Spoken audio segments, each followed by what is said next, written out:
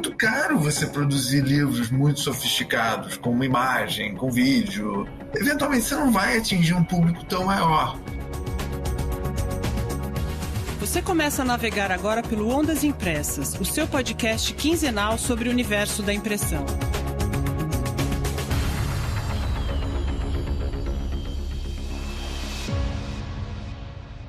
Olé, olé, militantes da impressão, aqui Tânia Galuzzi e do outro lado da tela, Milton Costa. Oi, Tânia, oi pessoal, sempre gostoso estar aqui com vocês todos. Caro ouvinte, querido ouvinte, vou contar um pouco dos bastidores desse episódio. Ele começou de um jeito e vai, de certa forma, terminar de outro, e eu já explico por quê. A ideia surgiu quando eu li no Publish News, que é aquele site dedicado ao mercado editorial, sobre o edital do PNLD 2024. O PNLD é o Programa Nacional do Livro e do Material Didático, que existe há 85 anos, e estabelece as regras para que o governo compre as obras que serão usadas por estudantes do ensino fundamental.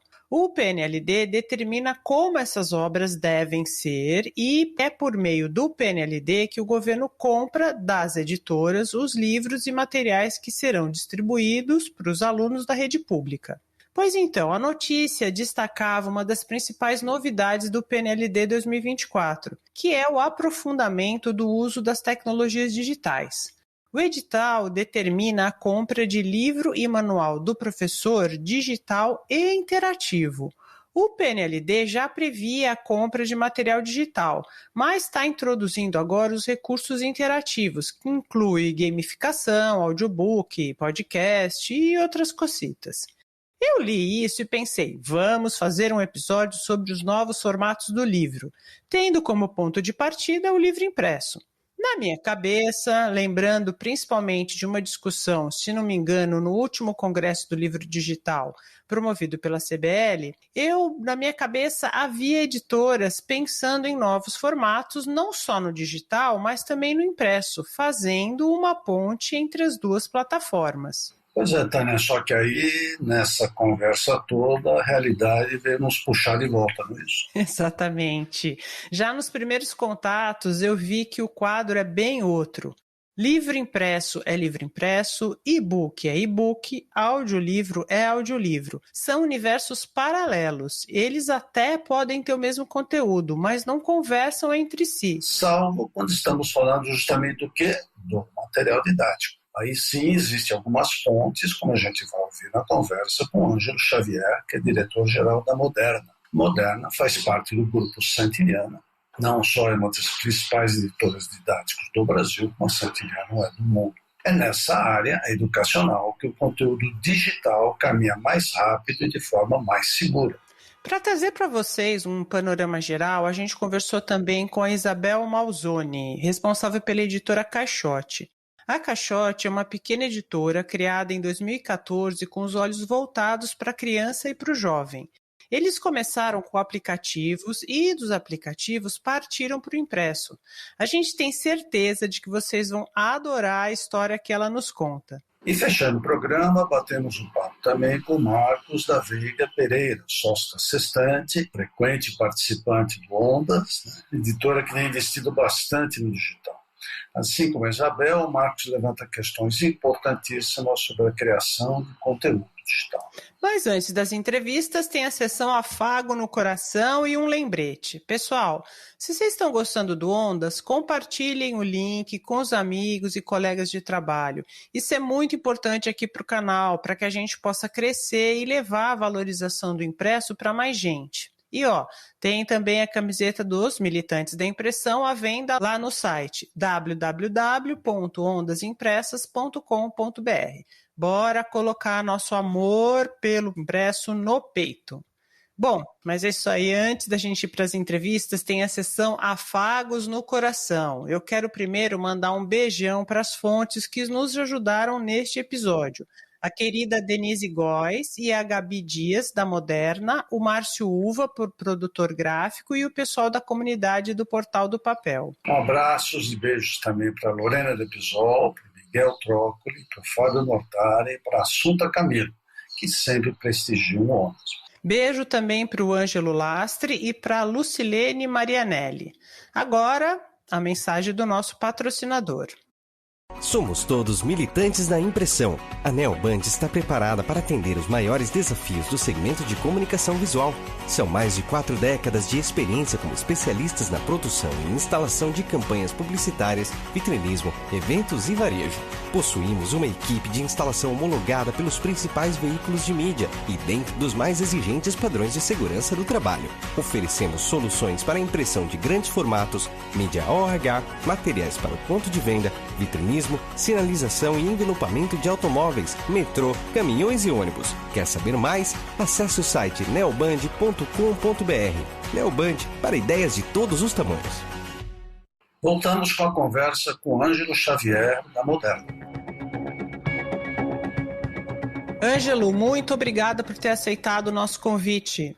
Olá, Tânia, Milton. Eu que agradeço a vocês pelo interesse na pauta, uma pauta que para nós aqui da editora é bastante cara, bastante importante, e é um prazer fazer esse bate-papo com vocês. Legal, um prazer tê-lo aqui, Ângelo. Ângelo, passando pelo site da Moderna, fica bem clara a importância que o conteúdo digital tem para a editora. Como é que a editora recebeu o edital do PNLD 2024, que prevê a compra do livro e manual do professor, não só digital, quanto interativo? Bem, essa já era uma expectativa das editoras em relação aos editais do MEC. Nos últimos editais, eles vêm ensaiando e testando recursos digitais para alunos e professores, mais para professores do que para alunos. Então, quando chegou o edital do PNLD 24, a primeira versão, que por coincidência, Tânia, hoje o MEC publicou a versão definitiva do edital e a gente ainda está em processo de leitura para entender o que é que de fato eles mantiveram no edital. Mas, pensando na minuta inicial, a gente já tinha a expectativa de que ele viria com exigências digitais um pouco maiores, e eu acho que é uma evolução bastante importante levar conteúdos em HTML5 para os alunos, para alunos e professores. Então, eu acho que esse é um passo bastante importante do MEC para atender essa enormidade de alunos da escola pública que acabaram sofrendo mais até do que os alunos da escola privada nesses 2 anos de pandemia. Agora, tanto para o professor quanto para o aluno, Ângelo, como é que funciona a interação entre o livro didático impresso e o digital, pelo menos nos moldes que foram até agora, né? Quer dizer, existem conexões reais, como o uso, por exemplo, de QR Codes ou outras tecnologias. Como é que isso está funcionando e tende a funcionar dentro dessa área? Existe sim, Hamilton. O livro digital, nessa versão que o MEC está pedindo, ele é o espelho do livro impresso. Ele não é um livro autônomo, ele não está totalmente desvinculado. Ele tem uma relação direta com o livro impresso. O que a gente vai ter nesse caso do PNLD são recursos embebidos nesse livro para que o aluno tenha mais interação e que seja uma forma complementar, digamos. A sequência pode ser feita pelo livro impresso e acompanhada pelo livro digital e vice-versa. Então, aqui, no caso do MEC, a gente não tem diferenças de um conteúdo e de outro. Quando a gente vai para o mercado privado, aí a liberdade é maior. Aí existem exercícios rastreáveis, a partir de QR Codes ou até de realidade aumentada, se pode avançar um pouco mais, né? Pensando aí no mercado privado. Então, vamos aprofundar um pouco mais isso que você comentou, que isso é muito importante aqui para a gente. O que você falou é que o livro digital no PNLD, ele é um espelho do impresso, mas não existe uma conexão direta entre os dois. Então, eu estou com o livro impresso na mão e dali eu sou transportada para um conteúdo digital? Não existe isso? Não. Ainda resta entender como o MEC vai fazer a distribuição do conteúdo digital. Isso, na primeira versão do edital, não estava muito claro. Então, vamos entender, a partir da publicação oficial do edital hoje, de que maneira o MEC pretende distribuir o conteúdo digital. A expectativa, Tânia, é que, a partir do livro digital, o aluno possa chegar no conteúdo impresso. Agora, eles são, digamos, pareados. É a mesma sequência que a gente tem no livro impresso, vai ter no livro digital. O MEC está pensando o livro digital mais para ser um recurso daquelas mescla de aula híbrida, do aluno ficar algum dia da semana em casa e possa ter aula a partir de algum equipamento, Porque a gente sabe que o aluno da escola pública, ele não tem um acesso super bacana de internet. Alguns lugares a internet funciona muito bem, em outros lugares os recursos de transmissão digital não são os melhores, então eles não podem transferir de uma mídia para outra todo o tempo. Então eu acho que o MEC vai mesclar momentos de aulas presenciais em sequências pelo livro impresso ou até o professor utilizando o livro digital em sala de aula e outros momentos que o aluno pode, a partir da sua casa mesmo, assistir às aulas híbridas. Essa é a visão que a gente teve a partir da publicação da minuta do edital. Tocou num outro ponto também muito importante, que é os livros didáticos e paradidáticos para o mercado, né? Que não estão envolvidos no PNLD, e você falou que aí se pode aprofundar mais e oferecer outras soluções para esse público. Então eu queria que você falasse um pouco disso, né? Se existe então uma conexão maior entre o impresso e o digital, e como é que vocês estão caminhando aí nesse sentido nessas duas plataformas, vamos dizer assim? Não, perfeito. Na escola privada, a gente consegue, como eu comentei, produzir coisas bem mais avançadas. Inclusive, já existem escolas que utilizam 100% do recurso digital. Então, já tem escolas pelo Brasil que utilizam somente livro digital para qualquer aula, seja aula presencial, seja aula remota, o conteúdo está 100% digital. Então, isso é uma diferença. Por exemplo, você consegue colocar no livro o que eu comentei, atividades rastreáveis, onde o professor identifica todos os alunos que fizeram determinada atividade, quem acertou, quem errou, quais são os erros mais comuns. Então, isso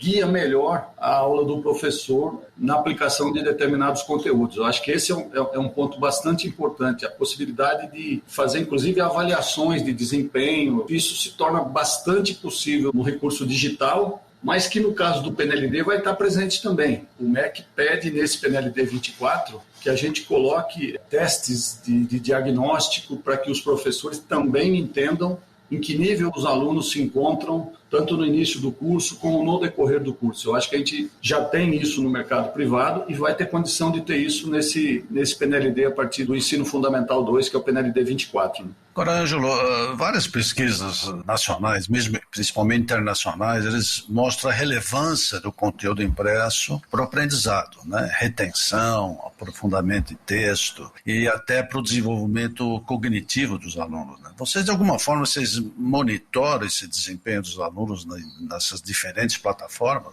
Sim, todas as plataformas de conteúdo que a editora utiliza, ela tem estatísticas de utilização, tanto do aluno quanto do professor, isso se mede todo o tempo, então isso é uma das grandes vantagens do conteúdo digital, ele é totalmente mensurável, digamos aí, mas o que a gente vê é o seguinte, ainda pode demorar um certo tempo para que a gente viva no mundo da educação 100% digital, dos conteúdos 100% digital. E em alguns segmentos, a gente acha até difícil que ele seja 100% digital. Quando a gente olha para os alunos mais novos, alunos de educação infantil, o recurso digital é um complemento, é uma forma de ir introduzindo conteúdos a partir do mundo digital. Não dá para você levar um aluno de educação infantil para ficar na frente de uma tela de computador estudando por muito tempo. Então tem que ser dividido. Isso vale também para o aluno do Ensino Fundamental 1, especialmente no início do curso, alunos de 6 anos, de 7 anos, acaba se dispersando se fica muito tempo na frente do computador. Então,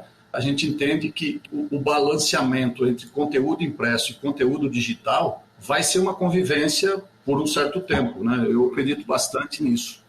Agora eu fico imaginando, Ângelo, que esse não é nem o objetivo das editoras. Penso eu, defensora total aqui do impresso, fico pensando nesse mundo totalmente digital e sem o impresso. Isso está como uma meta? Imagino que não seja uma meta das editoras. Na verdade, não. Eu acho que o digital na educação, ele não é uma novidade, ele já surgiu há alguns anos, a necessidade das editoras oferecerem, junto com o conteúdo didático impresso, alguns recursos digitais. Isso já vem acontecendo há um certo tempo. E, claro, vai existindo uma evolução. Algumas poucas escolas já querem esse conteúdo 100% digital, mas não é nenhuma meta da editora, porque o importante para a gente, mais do que a mídia que está sendo distribuída, é a curadoria que esse conteúdo tem. Eu acho que esse é o ponto relevante para as escolas e para os professores. Quando uma escola utiliza determinado conteúdo digital, vindo de uma editora, ela tem a tranquilidade de que esses conteúdos passam por uma curadoria para uma adequação à faixa etária, né? Porque conteúdo aberto, a internet está cheia de conteúdo aberto, mas conteúdos inadequados para ensinar determinadas coisas por faixa etária, porque se a gente pensar na escola, os conteúdos vão perpassando os alunos de uma maneira meio espiral, né? Você vê aquele conteúdo em várias etapas da educação com maior profundidade. Então, acho que esse é o grande trabalho das editoras, continuar fazendo essa curadoria para que esses conteúdos tenham uma adequação à faixa etária e ao tipo de disciplina e ao tipo de atividade que está sendo oferecido, né? Perfeito. Você quer acrescentar alguma coisa, Milton?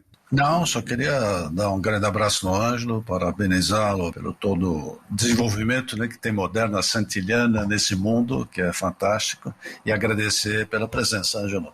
Muito obrigada, Ângelo. Eu que agradeço você e a Tânia, parabéns pela iniciativa e conte com a gente sempre que precisar.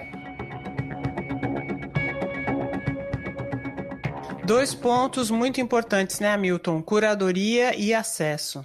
Sim, e sobre acesso, ou melhor, discoverability, vou falar de novo, discoverability, falamos com a Isabel Manzoni, da editora Caixote. Oi, Isabel, tudo bom? Obrigada por você estar aqui conosco hoje. Muito obrigada pelo convite. Prazer tê-la conosco, Isabel. Isabel, eu vou pedir para você contar aqui, para quem está nos ouvindo, um pouco sobre a experiência na Caixote com o conteúdo digital. Você falou para a gente, antes da gravação, que a Caixote não faz e-book. Vocês têm os livros impressos e alguns desses títulos têm aplicativos para celular. Conta para quem está nos ouvindo quando e por que vocês começaram a desenvolver esses aplicativos e quais foram os resultados que vocês tiveram na editora Caixote. Eu comecei a editora Caixote em 2014. Com a ideia de produzir livro em formato de aplicativo. A gente chamava de app-book na época, hoje a gente chama de aplicativo literário. Os aplicativos para tablet eram uma coisa super nova nessa época, né? Pra você lembrar, o tablet é de 2010, e eu achei que enxerguei naquilo uma possibilidade de expressão artística muito forte quando a gente pensava em literatura infantil. As possibilidades que você tem na hora que você faz um aplicativo, você usa o que hoje a gente entende, na época era só um achismo, mas depois a gente foi investigando, a tal da multimodalidade da leitura. Então, sendo impresso, a gente tem ali a imagem, o texto e a materialidade do livro e tal. No aplicativo a gente consegue colocar som de diversas maneiras, movimento, interatividade, e eu quis ir por aí. E na época ainda também tinha um pensamento de que, como uma editora pequena, ainda numa época que era muito predominante as livrarias grandes, então, portanto, muito difícil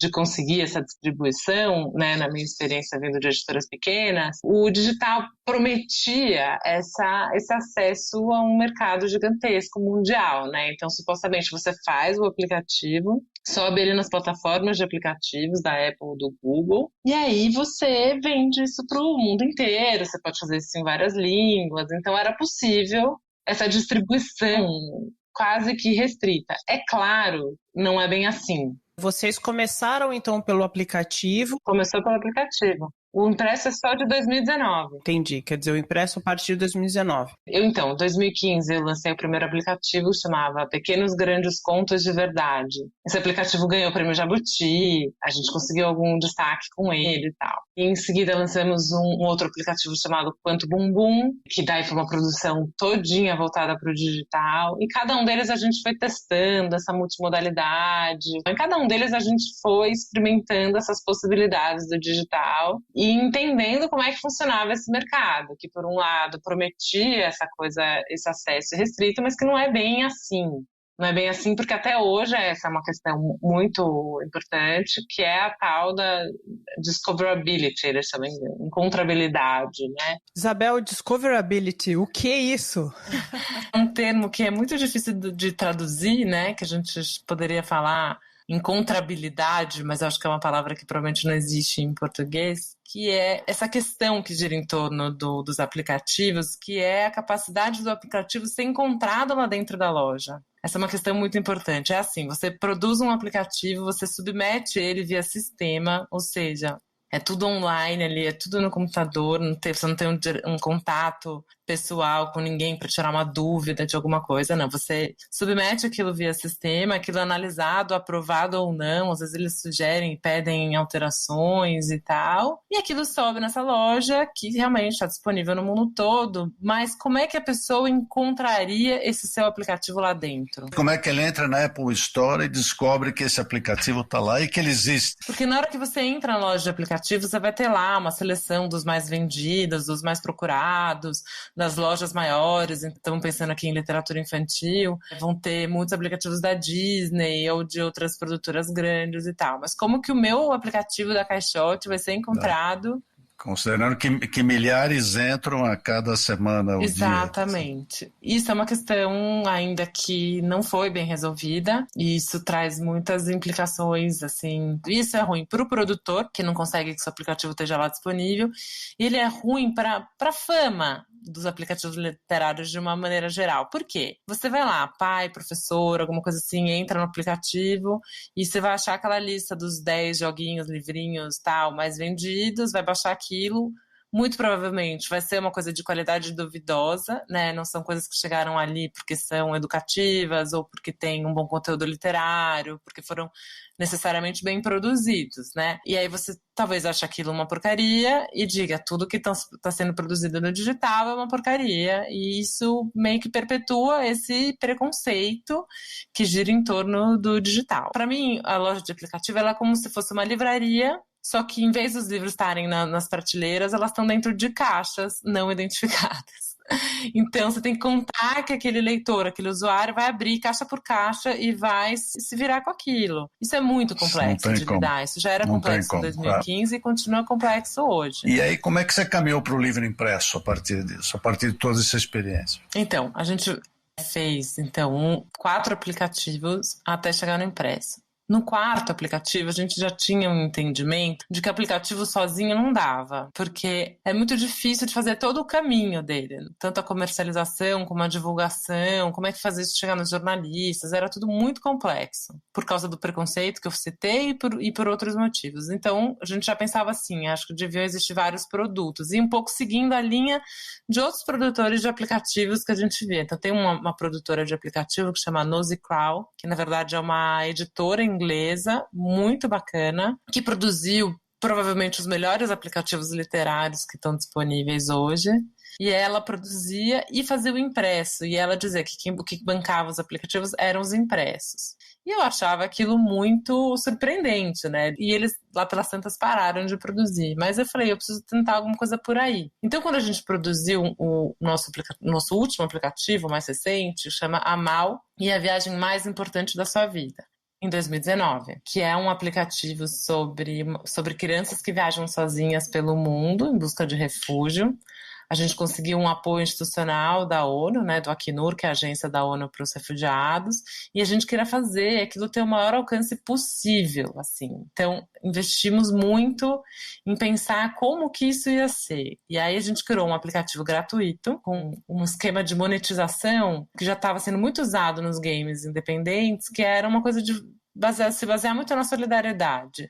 Então, a gente dizia que se a pessoa podia pagar quanto e se ela quisesse pelo aplicativo, que uma parte disso a gente destinaria para as ações do Acnur. E a gente fez assim, e a gente ao mesmo tempo conseguiu um edital para fazer o livro impresso. E em seguida ainda criamos uma encenação usando uma parte da trilha sonora e das animações que a gente fez para o aplicativo. Então era um produto, um livro, que tinha 3 caminhos diferentes. Isso em 2019. Foi o nosso primeiro livro impresso. E aí o que aconteceu? O livro, em primeiro lugar, e em segundo lugar a encenação foi o que foi melhor. Tanto de ponto de vista de sucesso, quanto de financeiro, como você quiser, assim. Considerando, assim, do ponto de vista do negócio, o aplicativo foi muito melhor. E aí, dentro dessa percepção, ele não só foi melhor, mas ele foi muito mais fácil. O livro impresso foi melhor. O livro impresso ele foi muito melhor, do ponto de vista do negócio, mas ele também foi muito mais fácil de lidar. Muito mais fácil de produzir, de vender, de distribuir, de divulgar. Ele fez muito sucesso, ele foi adotado nas escolas, ele foi escolhido para bibliotecas. E aí a gente falou, caramba, né? É uma produção muito menor. Vamos ter que fazer o caminho inverso. Ficamos assim, puxa, e se a gente publicasse livro impresso, né? Foi quando surgiu essa sementinha. E a partir daí, os livros impressos foram indo muito bem e os aplicativos foram ficando cada vez mais difíceis de fazer, porque uma produção de aplicativo, ela é, em parte, uma produção editorial, mas em parte uma produção audiovisual, né, com características semelhantes relativas à produção audiovisual e à produção digital, né, com a interação. É uma equipe grande. Consequentemente, nada barato, né? Nada barato, nada simples de fazer. Agora, deixa eu te perguntar uma coisa. Quando vocês lançaram esse último, em 2019, que vocês lançaram o primeiro impresso, havia alguma conexão entre o impresso e o aplicativo? Não, a gente era totalmente voltado à produção digital. E para o livro ser feito um aplicativo, ele tinha que ter muitas razões para virar um aplicativo, por esses motivos que eu citei. É muito difícil e caro e trabalhoso fazer um aplicativo. Então, se ele pudesse ser impresso, não era o que a gente queria fazer. Mas mesmo esse de 2019, dos refugiados, eles não têm uma ligação. Eles não têm uma relação. Eles têm o mesmo texto, a mesma história, é o mesmo projeto, mas o aplicativo foi feito inteirinho, ou seja, demorou 3 anos, a gente ficou 3 anos produzindo a Mal, e o livro impresso entrou no final. A gente ganhou um edital e falando, putz, olha só, é uma história linda, vamos transformar um livro e produzir meu primeiro livro impresso. Mas até as ilustrações são diferentes. E na sequência vocês foram incrementando o livro impresso, né, fazendo um pouco o caminho ao contrário. E aí vocês fizeram essa relação ou continuaram em plataformas diferentes, sem conexão? São coisas completamente diferentes. Em que pé que a Caixote está agora? Pelo que eu vi no site, vocês estão caminhando mais para o impresso.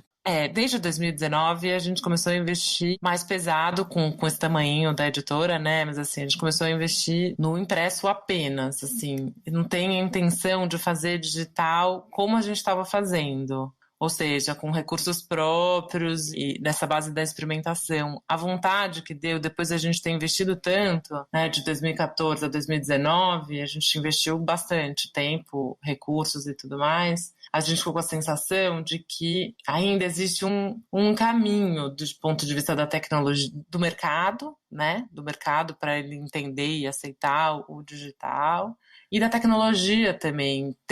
Há muitas restrições técnicas ainda na hora de você construir um aplicativo. E aí eu queria lembrar que eu estou falando sempre de aplicativo aqui. Eu entendo muito pouco de e-book. Claro. Eu acho que são mercados muito diferentes e situações muito, muito diferentes. Existem muitas limitações técnicas ainda e do ponto de vista de acesso que ainda me faz pensar que não chegamos no momento que faz na maturidade que faça sentido a gente tão pequenininho fazer esse investimento todo. Porque a gente fica muito limitado a esse quase que um monopólio da Apple, mas tem também ali o Google, então a gente depende deles, assim, totalmente. Então essa coisa de você trabalhar 3 anos num software para subir num sistema, para ver o que acontece, aí você tem um sócio que fica com 30% de tudo que você recebe, mas que é um sócio invisível, sem fazer nada, quer dizer, ele cai lá, se você não souber assim, o nome da Caixote ou o nome do aplicativo, você não acha eles lá, né? Deixa eu entender, os aplicativos vocês pensam em retomar em algum momento? Ele faz sentido como uma expressão artística, alguma coisa assim, mas não do ponto de vista comercial, é isso? É isso, não do ponto de vista comercial, não do ponto de vista do negócio, ele ainda não faz sentido na nossa percepção e na percepção de vários produtores que eu conheço. A Nosicral, que eu citei, por exemplo, como a melhor produtora de aplicativos até hoje, essa editora inglesa, ela parou de fazer. E ela fazia os aplicativos mais incríveis, que todo mundo baixava e todo mundo adorava, que ela fez a partir dos contos de fada. Então, ele não me parece que faz sentido como um negócio, assim. Com essa carga de investimento que eu tô contando, que você tem que colocar isso dentro de uma escala de uma editora pequena, claro. Mas é muito trabalho, é muita gente envolvida, é muito recurso para você ter esse sócio invisível, para você ter muita dificuldade de divulgação. Então, eu não tenho vontade de continuar fazendo o digital nesses moldes, o que não quer dizer que eu acho que o digital não faça sentido. Eu acho que ele, como uma expressão artística, como um formato, ele tem muito potencial e muita coisa incrível foi feita. E é incrível do ponto de vista não só técnico, mas de criar essas experiências de leitura que envolvem as crianças. E o impresso, a coisa mais engraçada aqui, só para comentar aqui, quando eu comecei a Caixote, eu tinha um chefe anterior, assim, que é um cara que foi um mentor importante para mim do mercado editorial. E ele falava assim, Bel, não comece uma editora, porque se você não vai inventar roda, é muito difícil e tal, é muito difícil viver de livro, é muito difícil. E eu fiquei com aquilo. Então, um pouco da decisão, né, de fazer o digital, como eu mencionei, foi disso, dessas outras possibilidades de distribuir de outras maneiras. E aí a gente começou a fazer o impresso e era tão difícil essa relação de divulgação e comercialização dentro das lojas de aplicativo, que o trato com a livraria é uma delícia, né? Sabe, você liga pro livreiro, fica amigo do livreiro, e você curte na livraria depois, e o cara volta livro. Ficou fácil, gente, né? Tudo uma questão de perspectiva. Eu acho uma delícia hoje distribuir os meus livros. Que gostoso isso. E você fala, olha só. Já são 10 impressos, né, desde 2019. A gente já tem 10 livros com uma editora que é micro, né? E aí, num período tão complicado como a gente viveu, Nosso segundo livro impresso, O Pai da Mamãe, que é um livro que já ganhou vários prêmios e tal. A gente estava mandando ele para a gráfica quando começou o isolamento social. E a gente ficou na dúvida, gente, continua ou não continua? O arquivo pronto, imprime ou não imprime, né? Porque naquela fase que a gente não sabia quanto tempo ia levar. Então, você vê, de lá para cá foram vários livros, né? Muito, muito legal, muito bom ouvir isso. Hamilton, quer colocar mais alguma coisa? Muito legal ver sua experiência, sua história, esse seu desenvolvimento e esse seu desbravamento para esse lado. Acho que isso é muito, muito bacana. Mas muito bacana ver que o impresso também vai seguindo a carreira dele ao mesmo tempo, né? Legal. Já anunciaram a morte do livro impresso tantas vezes, né? E ele está aí firme e forte, não é? É isso aí. Isabel, super obrigada por você ter participado aqui do Ondas Impressas. Valeu muito, obrigada. Obrigada a você, obrigada pelo convite, foi um prazer conversar com vocês. Tá vendo aqui, Hamilton, minha dancinha da vitória? Pontaço pro impresso, tipo forehand na paralela do Nadal. Aquela maravilhosa esquerda do Federer, não é? Sabia que você ia falar do Federer. Brincadeira, gente. Afinal, a gente tá aqui defendendo o impresso numa mídia digital. E fechando a nossa trilha de entrevistas, o Marcos Pereira, da Sextante. Marcos, um prazer ter você aqui no Ondas novamente. Que bom, Tânia. Prazer também estar com você, com a Hamilton. Prazer estar com os ouvintes do Ondas. Sempre bom ter você aqui, Marcos. Obrigado. Marcos, a venda de e-books e audiolivros, ela cresceu muito, né, durante a pandemia. Conta para quem está nos ouvindo hoje, qual que é o peso do livro digital no faturamento da Sextante? Tá, e eu acho que é importante separar o e-book do audiolivro, né? Eu diria que o e-book, sim, cresceu muito durante a pandemia, cresceu 60% e passou a representar hoje para nós entre 8% na não ficção e 12% na ficção. O audiolivro eu ainda acho um formato incipiente. A participação, a gente tem investido e produzido, mas a participação no faturamento ainda é muito pequena. E o e-book, sei lá, acho que a gente vai falar isso, mas ele teve uma desaceleração, ele acelerou muito na pandemia, só que esse ano, por exemplo, a gente está vendo assim, um crescimento bem mais modesto. Nessa questão da integração entre o analógico e o digital, né, vocês têm pensado em novos formatos para o livro impresso, ou seja, capaz de fazer essa conexão entre os dois mundos? A gente falou de coisas bem separadas, né? O e-book de um lado, o impresso de outro, mas a conexão entre essas duas plataformas. Cara, Milton, eu acho essa pergunta sensacional, porque quando a gente começou o digital, né? Eu vou ser bem dinossauro aqui, tá? Quer dizer, eu vou ir para o CD-ROM. Eu não sei se você lembra quando começaram, né? Os CD-ROMs, a gente olhava e dizia, mais uma vez a gente olhava e dizia, acabou o livro, agora não tem mais livro. E, enfim, a gente sabe, né? A gente sabe que isso não é verdade. A ideia do livro interativo, quando eu ouço você falar em outros formatos, eu penso no livro interativo. Eu penso assim, eu estou lendo um livro do Ken Follett, isso é verdade, tá? Estou te contando uma história verdadeira. Eu estou lendo um livro do Ken Follett e aí ele fala de um evento histórico, uma batalha que aconteceu entre Espanha e Inglaterra, e aí eu vou na internet e descubro, né, os dados efetivamente históricos da batalha. E isso talvez pudesse ser interessante se você tivesse um formato que eu só clicasse, que eu não precisasse parar o que eu estou lendo para ir para um outro lugar, para uma outra plataforma e ver isso. Agora, você tem muitos problemas, você tem alguns problemas, por exemplo, de direitos autorais, né? A gente tem direitos autorais sobre aquilo que a gente contrata, mas para você fazer um livro interativo, você precisaria estar comprando outras imagens, estar comprando outras referências, que é muito importante que você preserve o direito autoral dentro desse processo. Esse é um aspecto interessante. Bom, e aí como é que você, olhando para os próximos anos, né, pensando na Sextante, olhando para os próximos anos e para países onde a qualidade do acesso à internet é melhor e o próprio acesso mais disseminado, você acredita numa interação maior do livro impresso e de conteúdo digital? Quer dizer, você colocou uma coisa muito importante, né, que é o direito autoral, mas olhando para projetos futuros, como é que você vê essa relação?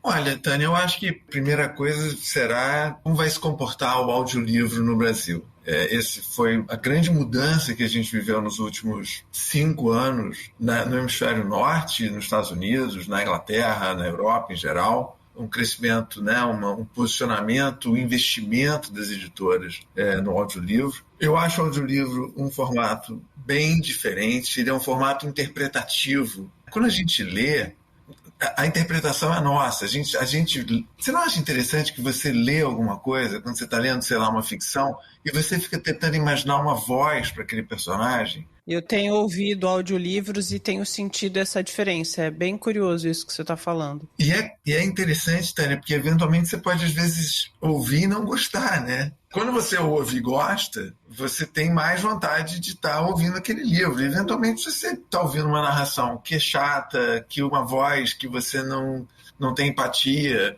isso prejudica a experiência de escuta, né? Porque não é de leitura, é de escuta. Então, essa direção de arte, assim, nós vamos produzir esse ano na Sextante algo em torno de 120 novos audiolivros. O time responsável por isso tem uma responsabilidade imensa, porque assim, de formar um casting de locutores, de certificar que todo o processo de revisão do texto, porque a gente está acostumado a fazer isso com livro impresso. A gente não está acostumado a ouvir. Imagina revisar ouvindo. É um outro produto, é uma outra camada. Uma revisão de áudio tem que gravar de novo. E tem que gravar de novo mais ou menos. Imagina o seguinte: o locutor está resfriado no dia. Aí ele não fala do mesmo jeito. Você fica, sabe? É muito curioso o processo de produção do audiolivro. É muito fascinante. Agora, pode ser uma baita expansão. Eu sempre achei que o e-book era para o leitor assíduo. Tá? Eu nunca achei que o e-book fosse que tivesse uma expansão da massa de leitores. Ele pode expandir a leitura em geral, porque a pessoa que lê um e-book ela pode ler mais livros por ano, tem um consumo per capita maior. Agora, o audiolivro ele tem a chance de você usar o tempo lendo, ou ouvindo, né, no caso, mas enfim, experimentando o livro, vamos usar esse termo, no trânsito, na ginástica, em casa. Mas é interessante você ter falado, Marcos, 120 títulos em audiolivro, é bastante coisa, né, Hamilton? Acho que junta um pouquinho com aquela pergunta que você estava pensando em fazer sobre outros componentes multimídia, não é? Pois é. Primeiro, só de explorar um pouquinho mais a questão do e-book, porque ele realmente no começo parecia a substituição final do livro. Eu leio, eu vou alterando. Eu leio porque eu assino Kindle Unlimited. Eu baixo um livro, leio no e-book, jogo de lado, pego o livro impresso e continuo. Eu vou mesclando essas coisas, lendo mais no impresso. Mesmo com todas essas vantagens do e-readers, etc., será que isso ainda cresce, Marcos, nesse sentido? E, por outro lado, será que a gente vai juntar mais coisas nisso? Ou, de repente, o audiolivro é o caminho que parece mais viável mesmo? O livro digital, se você pensar, assim, o Sony, existia uma maquininha chamada Sony Reader, né, nos anos 90, eu acho, e início dos anos 90, que não foi para lugar nenhum. A Amazon efetivamente virou o jogo quando ela conseguiu produzir um aparelho bacana, com um acervo muito grande e com uma facilidade imensa de transmissão de dados. Então, em muito pouco tempo, se você quisesse ler um livro no seu aparelho, você tinha ele disponível. E aí teve uma grande discussão sobre a precificação desse produto. Mas isso foi, acho que assim, o que deslanchou o mercado de e-books nos Estados Unidos. No final do dia,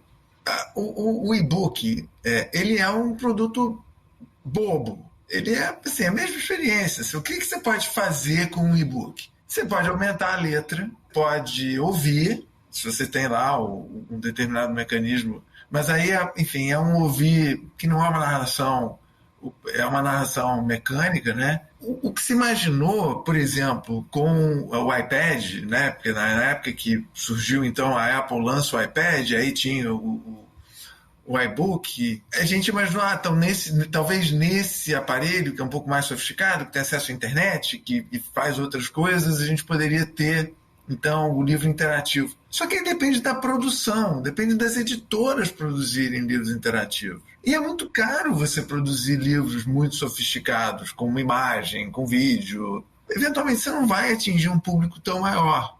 Eu acho que então a questão do custo, então, essa é uma pergunta, né? O e-book posto, que está aí, a gente conhece, já tem consumido e o consumo tem aumentado, né, os números que você deu no início da entrevista. Agora, esses livros que a gente fica imaginando, que dão a partir daí, você vê em jogos e podcast e outros componentes multimídia, você vê uma questão de custo determinante neste momento ou num curto prazo? Eu vejo uma questão de custo permanente, né? Porque eu acho que fica muito mais sofisticado como eu reitero, a questão do direito autoral, quer dizer, você tem que comprar os direitos autorais acessórios às mídias que você está incorporando.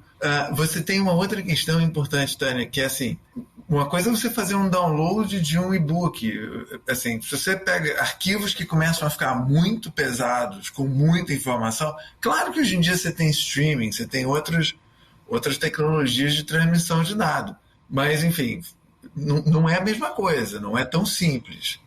Mesmo a experiência de você ler um livro ilustrado em e-book é totalmente diferente. Você não consegue fazer o mesmo recurso de imagem, pelo menos a minha experiência pessoal, né? Que, assim, a gente publica muito livro que acaba tendo ilustração. Quando eu vejo o livro impresso, me dá mais prazer, sabe, de ler, me dá mais compreensão de você poder olhar a imagem. Quando você está olhando uma imagem num livro digital, ela aparece de uma maneira diferente. Eu acho que essa questão do custo, ela está presente, né? E no audiolivro também, porque é um investimento muito maior do que o e-book. Marcos, super obrigada pelo papo, acho que valeu bastante, vai fazer com que as pessoas pensem, reflitam ainda mais sobre isso. Obrigada. Prazer sempre estar com vocês.